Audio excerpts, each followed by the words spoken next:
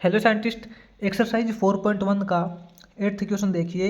इसके अंदर बोला है अपने को प्रूव करनी है कंडीशन कि n cube plus 3n square plus 5n plus 3 is divisible by 3। यानी कि साइंटिस्ट ये जो टर्म्स है ये 3 से डिवाइड होती है, ये अपने को प्रूव करना है। ठीक है, तो साइंटिस्ट इसने इसके कहने का मतलब ये है कि n की जगह हम कुछ भी पुट कर सकते हैं, 1 2 3 4 कुछ भी। अगर n की जगह हम वैल्यू पुट करें, एन की जगह कोई भी वैल्यू पुट करने के बाद जो ये रिजल्ट आएगा, क्या ये रिजल्ट 3 से डिवाइड होगा?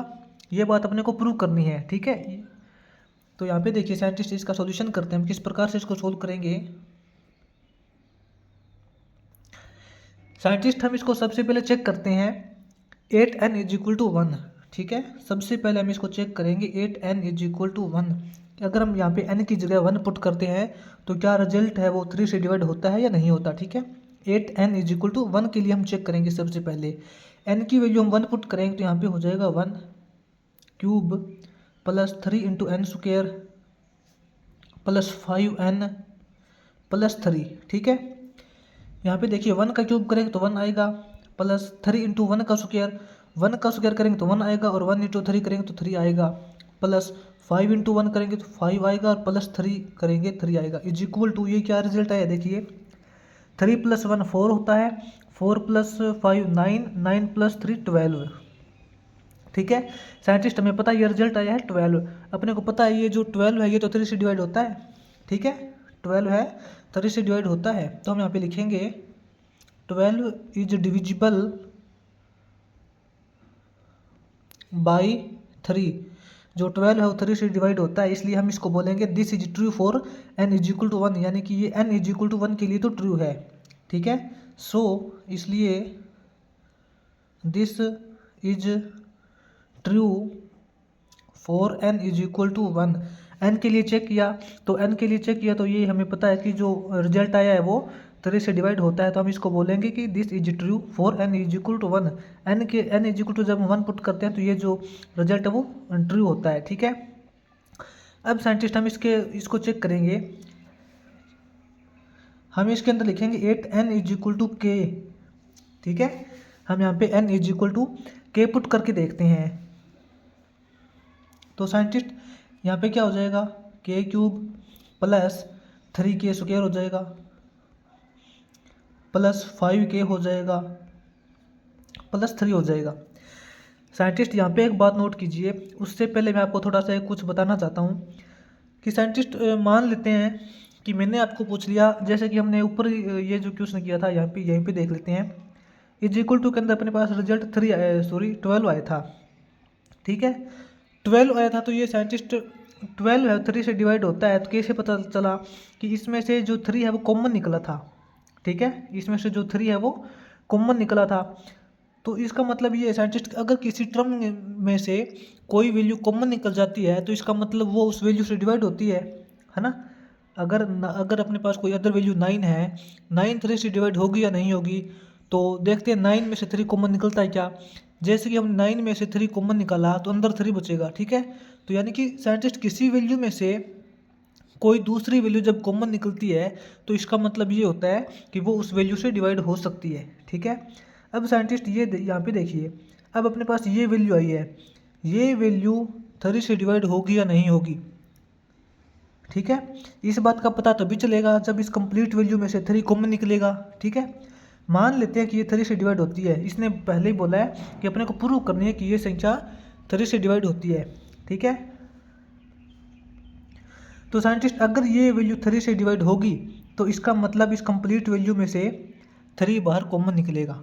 तो ठीक है, कंप्लीट वैल्यू में से 3 बाहर कॉमन निकल गया, तो अंदर क्या बचेगा, मान लेते हैं एक बार के लिए मान लेते हैं अंदर टर्म बचेगी m।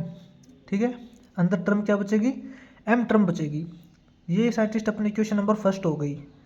ठीक है, ये जो वैल्यू है k क्यूब, यहाँ पे देखिए n की वैल्यू जब हमने k पुट की, यहाँ पे क्या आया k cube plus 3k square plus 5k plus 3 आया है।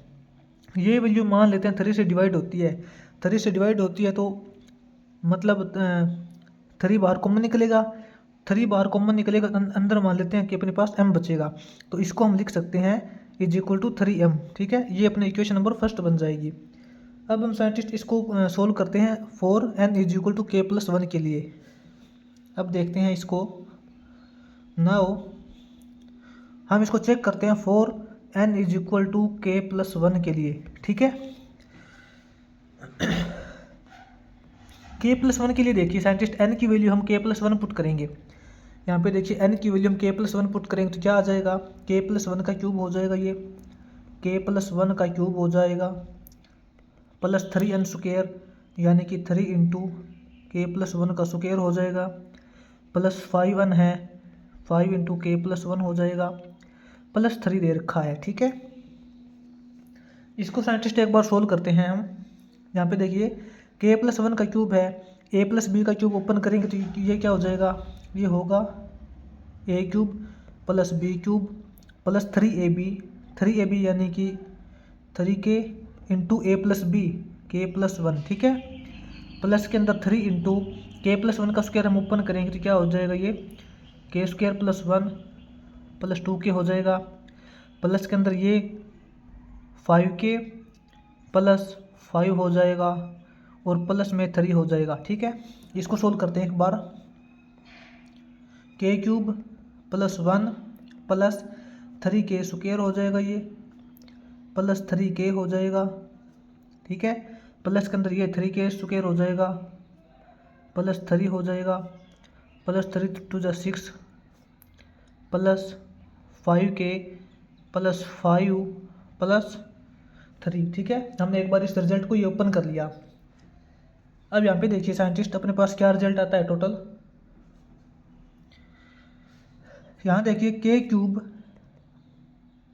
ठीक है, प्लस यहाँ पे देखिए scientist 3k square plus 3k square अपने पास हो जाएगा 6k square plus 6k square. ठीक है, के क्यूब लिख लिया, 3k उसके बाद हमने स्क्वायर वाले लिख लिए। उसके बाद हम के वाले देखते हैं, यहाँ पे 3k है प्लस 6k है, 9k प्लस 5k। आप इसको ऐसे मत कीजिए साइंटिस्ट, आप इसको थोड़ा अलग तरीके से कीजिए, यहाँ से ऐसे मत कीजिए आप इसको।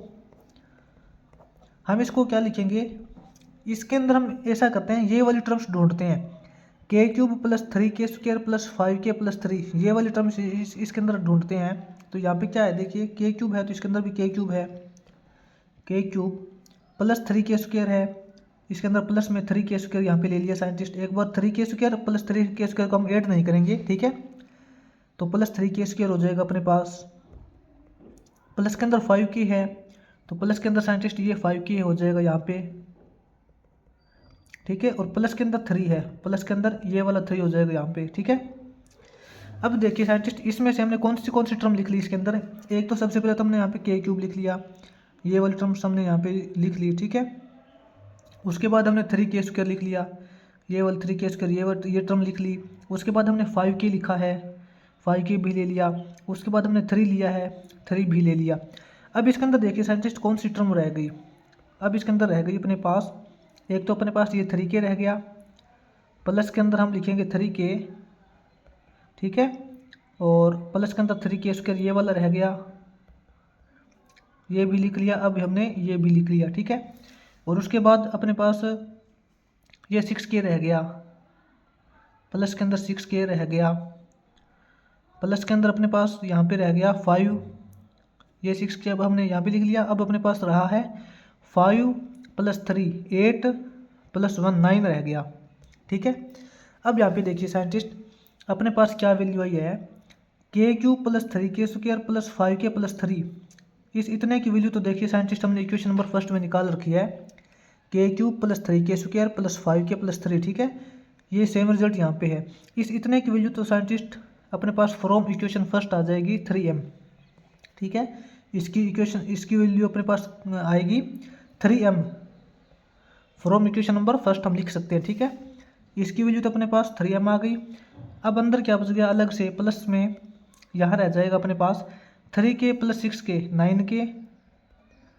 ठीक है, प्लस 3k स्क्वायर और प्लस 9 रह जाएगा। अब अपने पास साइंटिस्ट ये टर्म बचेगी। अब साइंटिस्ट मैंने आपको पहले भी बोला था कि अगर कोई टर्म्स किसी टर्म से डिवाइड होती है तो इसका मतलब उसमें से वो टर्म्स कॉमन निकलनी चाहिए, ठीक है। अब ये साइंटिस्ट टोटल टर्म्स है, ये 3 से मल्टीप्लाई तभी होगी जब इस टोटल में से 3 कॉमन निकलेगा। देखिए इसमें 3 कॉमन निकल रहा है क्या साइंटिस्ट? टोटल टर्म में से जब हम 3 कॉमन निकालेंगे तो अंदर क्या बचेगा? m। इसके अंदर भी कॉमन निकल रहा है 3, प्लस के अंदर इसके अंदर भी 3 कॉमन निकल रहा है, प्लस के अंदर इसके अंदर से भी 3 कॉमन निकल रहा है, प्लस के अंदर इसमें भी यहाँ 3 कॉमन निकल रहा है।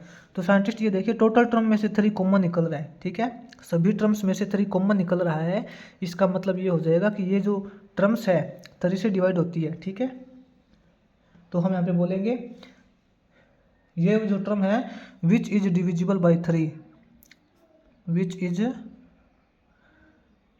डिविजिबल बाई 3, ठीक है।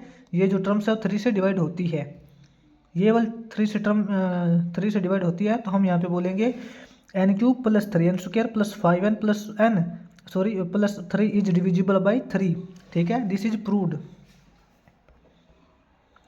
ये अपना हो जाएगा प्रूव, ठीक है। अब हम करेंगे साइंटिस्ट, देखिए ये अपना 8th क्वेश्चन हो गया। अब हम करेंगे 9th क्वेश्चन। अब देखिए साइंटिस्ट 9th क्वेश्चन के अंदर इसने बोला है अपने को प्रूव करना है कि 2⁻3n-1 इज डिविजिबल बाई 7। ये जो टर्म्स है ये 7 से डिवाइड होती है, अपने को ये कंडीशन प्रूव करनी है, ठीक है। तो देखिए इसका सॉल्यूशन किस प्रकार करते हैं हम। सबसे पहले साइंटिस्ट वही बात हम रिपीट करेंगे। सबसे पहले हम इसको चेक करते हैं 8n = 1 के लिए। 8n = 1, ठीक है। जब हम n की वैल्यू 1 पुट करते हैं तो क्या आता है? 2⁻3n है, 2⁻3n, n की वैल्यू 1 पुट करेंगे तो 3 × 1 करेंगे तो 3 हो जाएगा -1, ठीक है।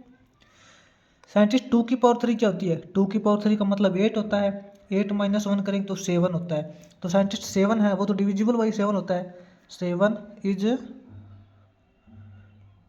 डिविजिबल बाई 7, ठीक है। जो 7 आया है वो तो डिविजिबल बाई 7 है, तो ये तो 8n = के लिए तो ट्रू हो जाएगा। तो हम यहाँ पे लिखेंगे it is true for n = 1, n = 1 के लिए ये ट्रू है, ठीक है। अब हम इसको करेंगे चेक 8n = k, यहाँ पे लिखेंगे 8n = k, ठीक है। जब हम n की वैल्यू k पुट करेंगे तो यहाँ क्या हो जाएगा? 2⁻3n है तो ये हो जाएगा 2⁻3k -1, ठीक है। अब ये देखिए साइंटिस्ट वही सेम जैसा कि हमने 8th क्वेश्चन के अंदर किया था, 2⁻3k -1 है। ये टोटल टर्म्स जब 7 से डिवाइड हो सकती है, इसका मतलब ये है कि इसमें से 7 कॉमन निकलेगा, ठीक है। इसमें से 7 कॉमन निकलेगा तो अंदर मान लेते हैं अपने पास m बचेगा, ठीक है। तो ये अपना साइंटिस्ट इक्वेशन नंबर फर्स्ट हो जाएगी। अब हम साइंटिस्ट करते हैं इसको 8n = k + 1, n की वैल्यू जब हम k + 1 पुट करेंगे ये हो जाएगा 2⁻3n, 3 इंटू n की वैल्यू k + 1 करेंगे 3n k + 1, ठीक है, -1। ये क्या हो जाएगा? 2 की पावर हो जाएगी 3k + 3, 3k + 3 -1 हो जाएगा, ठीक है। साइंटिस्ट अब यहाँ पे देखिए 2⁻3k + 3 है, इसको हम क्या लिख सकते हैं? 2⁻3k इंटू 2⁻3 लिख सकते हैं ना, -1। देखिए 2⁻3k है, उसको फिर हमने मल्टीप्लाई किया है 2⁻3 से, तो टोटल 2 की कितनी पावर हो जाएगी? टोटल 2 की पावर हो जाएगी 3k पहले से थी और उसको हमने 2 की 3 पावर से फिर मल्टीप्लाई कर दिया तो 3k + 3 हो जाएगी, ठीक है। तो इसको हमने इस फॉर्म में लिख लिया 2⁻3k इंटू 2⁻3, ठीक है, और माइनस के अंदर 1 है, इसको हमने इस फॉर्म में लिख लिया। अब साइंटिस्ट ये अपनी इक्वेशन नंबर सेकंड है मान लेते हैं, ठीक है, ये अपनी इक्वेशन नंबर सेकंड है। अब हम करेंगे साइंटिस्ट फ्रॉम इक्वेशन फर्स्ट, यहाँ पे लिखेंगे वी गेट साइंटिस्ट यहाँ पे देखिए आप इक्वेशन नंबर फर्स्ट में क्या है? इक्वेशन नंबर फर्स्ट में बोला है 2⁻3k - 1 = 7m है, ठीक है। तो हम यहाँ से 2⁻3k ले लेते हैं, 2⁻3k की क्या वैल्यू आ जाएगी? वो हो जाएगा 7m + 1, ठीक है। We get 2⁻3k = 7m + 1 from equation first. From equation first, ठीक है। इक्वेशन नंबर फर्स्ट से हमने 2⁻³ की वैल्यू निकाल ली। अब यही साइंटिस्ट सेम वैल्यू हम इसके अंदर पुट करेंगे, ठीक है।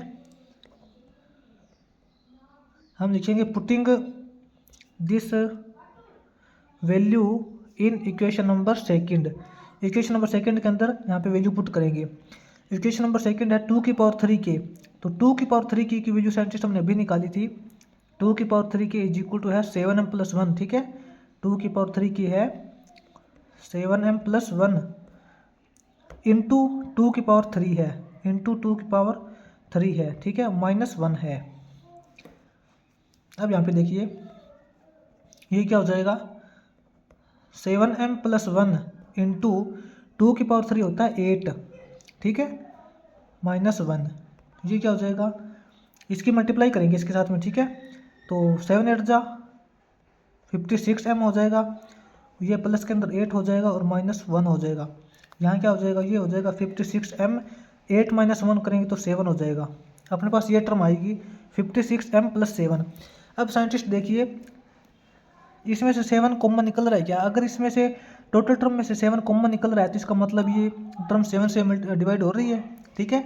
यहाँ पे देखते हैं कि इसमें से 7 कॉमन निकलता है, 7 कॉमन निकलेगा तो यहाँ क्या बचेगा 8m + 1, ठीक है। यहाँ पे देखिए टोटल टर्म में से 7 कॉमन निकल गया, इसका मतलब ये टर्म डिविजिबल बाई 7 है, ठीक है। इस टोटल टर्म में से 7 कॉमन निकल गया तो हम इसके अंदर लिखेंगे दिस इज डिविजिबल बाई 7, ठीक है, प्रूव्ड, ये प्रूव हो गई, ठीक है।